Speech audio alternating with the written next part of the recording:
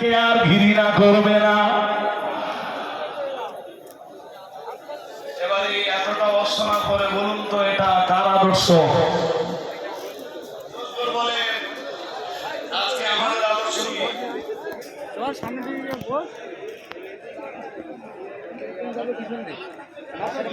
সেই দিনের দাদা পীর কেবলার আদর্শের সাথে আজকের আদর্শ কি মেলে?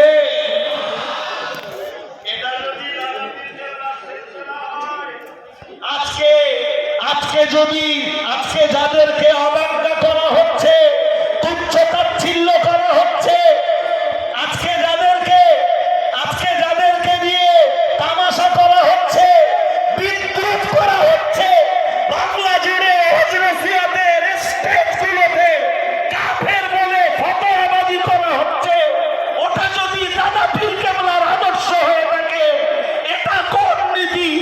এটা কোন আদর্শ?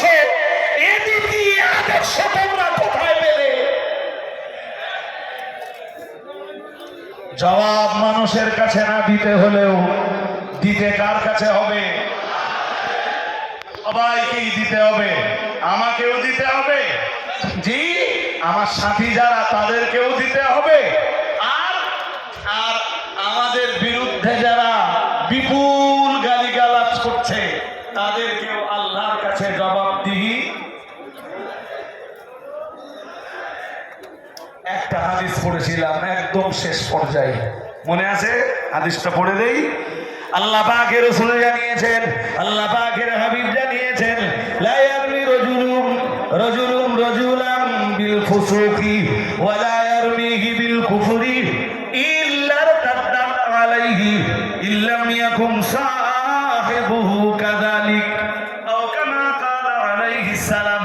প্যারা নবী মুহাম্মদুর রাসূলুল্লাহ সাল্লাল্লাহু আলাইহি ওয়াসাল্লাম আল্লাহ পাকের নবী জানিয়েছেন, লা ইয়ারমি রাজুলান বিল ফুসুকি, রাসূলুল্লাহ জানিয়েছেন তোমাদের ভিতরের একজন যেন আরেকজনকে ফাসিক বলে গালি না দেয়। কার কথা বলুন তো? জোর করে বলুন, আরো আওয়াজ দিয়ে বলুন কার কথা? কি বলে গালি দিতে নিষেধ করছেন? তোমাদের ভিতরের কেউ যেন একজন, তোমাদের ভিতরের একজন যেন অন্যজনকে ফাসিক বলে গালি না দেয়। আল্লাহ পাকের রাসূল আবার বললেন, ওয়ালা ইয়ারমিহি বিল কুফরি, তোমাদের ভিতরের একজন যেন আর একজনকে কাফের বলে গালি না দেয়। এটা প্রথম অবস্থায় রাসূলুল্লাহর নিষেধাজ্ঞা।